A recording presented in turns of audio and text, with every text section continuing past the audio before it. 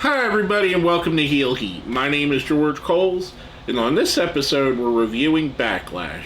If you haven't seen any of my shows before, we review everything on a 1 to 5 scale. 1 is the worst, 5 is the best. With that being said, let's jump right in. We start the show off with Bianca Belair defending the Raw Women's Championship against Io Sky. And the one thing that's going to be a constant all through the show is just how great the Puerto Rican crowd was. They're in San Juan, Puerto Rico here for this.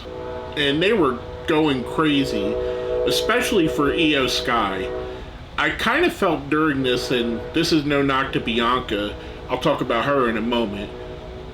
I kind of felt that if they wanted to, they could have called an audible here and made Io Sky the new Raw Women's Champion, and the crowd would have went absolutely apeshit. They were going crazy for any kind of offense she had. They kind of turned on Bianca a little bit. Almost felt like the way that crowds would turn on Roman Reigns or John Cena during their runs. They have painted themselves in a corner in a little bit of ways with having Bianca being so dominant, where realistically, you have nothing to cheer for because you know she's going to win no matter what most of the time. And this was a really awesome match. This was probably my second favorite match of the night. And like I was saying about Bianca Belair to me is the most consistent in-ring performer in all of pro wrestling. The quality of her matches against no matter who she's up against is basically unparalleled. I mean, you got to look at people like Okada and Omega, Seth Rollins, to get that same kind of quality in every match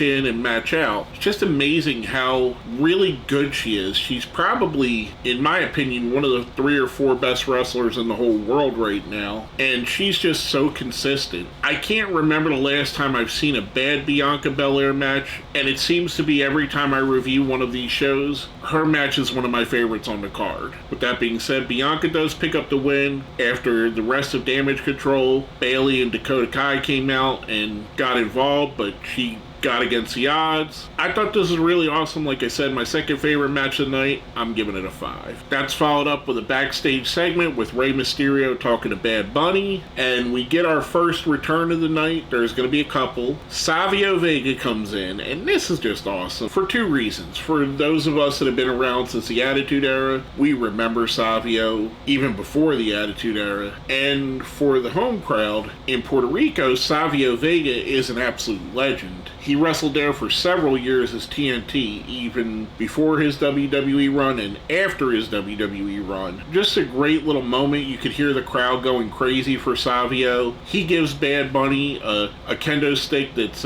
painted like the Puerto Rican flag. Just a great moment here. That was followed up by a match with Seth freaking Rollins versus Omas'S. And I have to say, much like I said with Bianca, this has to be Omas'S best match that I've ever seen him in. And I gotta put that squarely on the shoulders of Seth Rollins. To me, Seth Rollins is basically the exact same like I said with Bianca. He is so reliable and basically like a Swiss Army knife. You could put him in there with a guy like Omas'S and he has this match here, or you could put him in there with a Sami Zayn and he has a totally different match with him, and both of them are going to be really fun and really entertaining. Ultimately, Seth Rollins picks up the win here.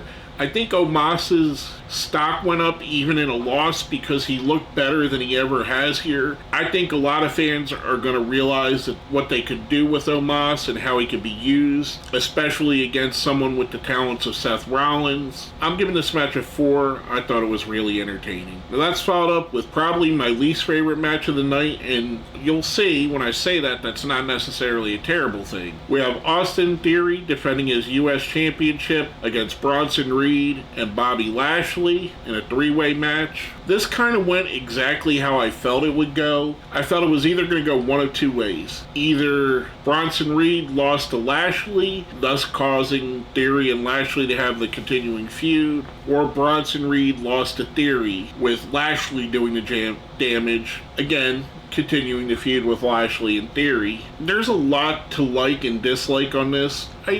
It's not a bad match. It did feel clunky at times. and Austin Theory did pick up the win. The thing I dislike about it most is since Bronson Reed's return, he hasn't had any signature wins. He hasn't had any runs of dominance. What was the point in bringing this guy back if you weren't going to do anything special with him? I mean, we're talking about a guy that in roughly a year ago beat Kazuchika Okada. And I know that not all of your fans are watching New Japan and don't know that, but there's enough of them that you can build on that base that already knows how good he is and add to that with the fans that don't watch New Japan Pro Wrestling. And in my opinion, you have a main event level guy on the likes of a Vader or a Bam Bam Bigelow. I just feel like this match felt like there was a wasted opportunity. Again, Theory did pick up the win here.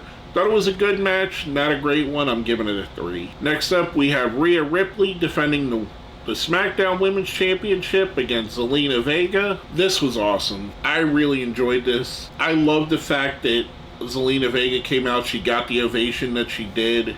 She's basically got the Puerto Rican flag on her back. Her gear is all in the colors of Puerto Rico. And this was perfect. Here you have this dominant heel woman, and different from the Bianca and Io where I said they could have changed that on the fly, I definitely would not have changed this here because Rhea Ripley just won this championship. But you get the dominant woman.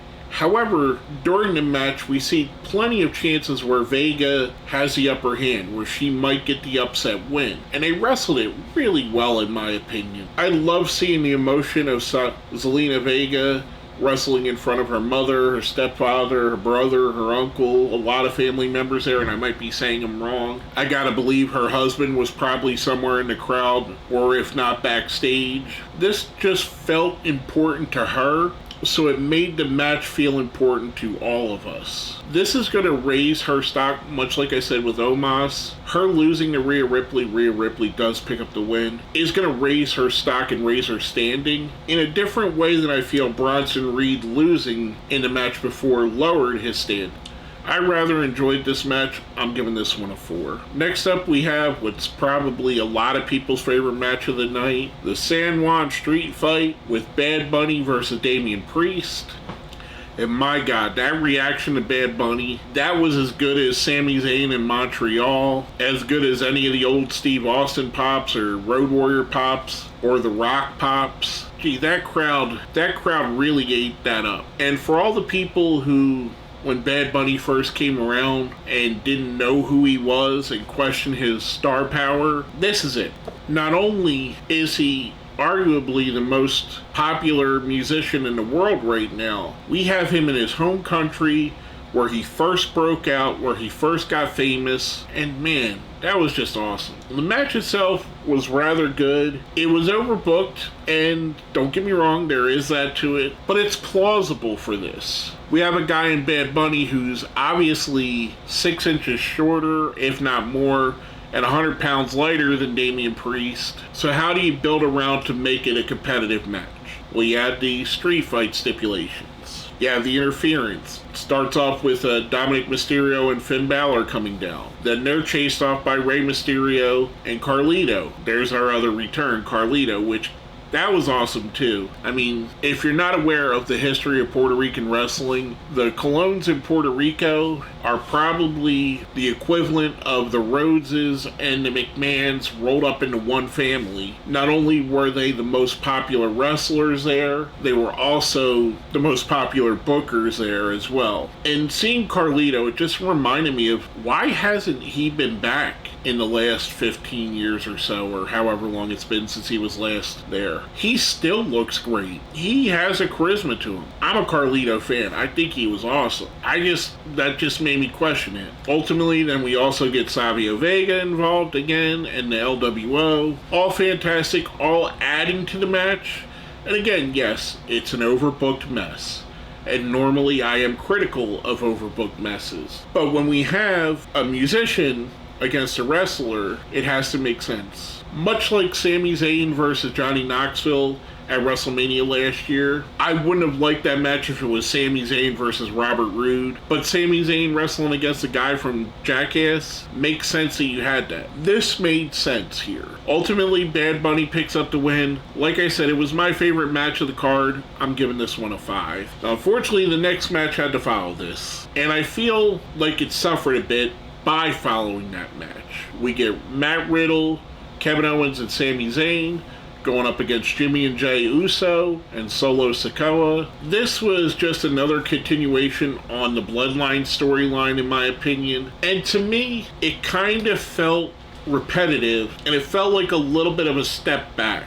We are seeing the cracks in the bloodline, the fractures, Jey Uso and Solo Sikoa being at odds during the entire match. Their nemesis in Sami Zayn and Kevin Owens, more Sami Zayn, who was the one that initially pointed out the cracks in the bloodline. It just kind of felt like there was no added importance to this. Yes, we seen the Solo and Jey stuff, but ultimately, we didn't see Solo turn on Jey or Jey turn on Solo. Ultimately, Bloodline does pick up the win when, in my opinion, I think maybe they should have lost here. Maybe the bickering between Jey and Solo should have caused a roll-up or something where you start to see more cracks and more breaks in the foundation. Again, like I said, it's not a bad match. I feel like it was hampered by its placing on the card following that last match and having no real plot development here in the storyline, which I think is the best storyline in wrestling. It just felt a little bit lower than most of their matches would be. Overall, I'm going to give this one a 3. I thought it was good, not great. Finally, we get the main event of the show, which,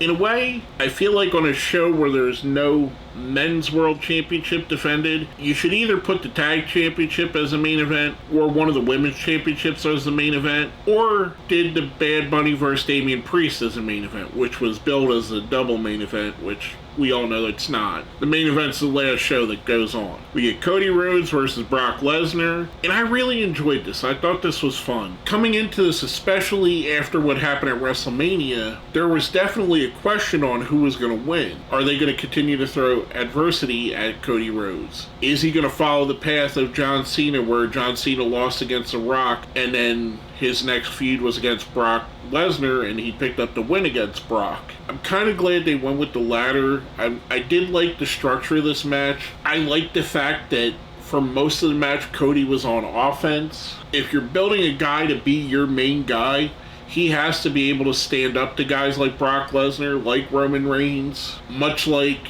Steve Austin had to stand up to The Undertaker, or John Cena had to stand up to The Undertaker, or Batista, or even before that, Hulk Hogan had to stand up to the likes of Big John Studd or Andre the Giant. You have to have your main event guys that are able to stand toe-to-toe with people that are bigger and more dominating. I really enjoyed this match. Ultimately, Cody Rhodes picks up the win here. I thought it was another fun main event. I'm really excited to see where they go with Cody Rhodes. I'm hoping they don't put the world championship on him in this tournament. I'm hoping ultimately his story is still that he beats Roman Reigns. But en route to that, building his resume with big wins over guys like Brock Lesnar is going to do nothing but help that story. I'm going to give this match a 5. Again, I thought it was really entertaining.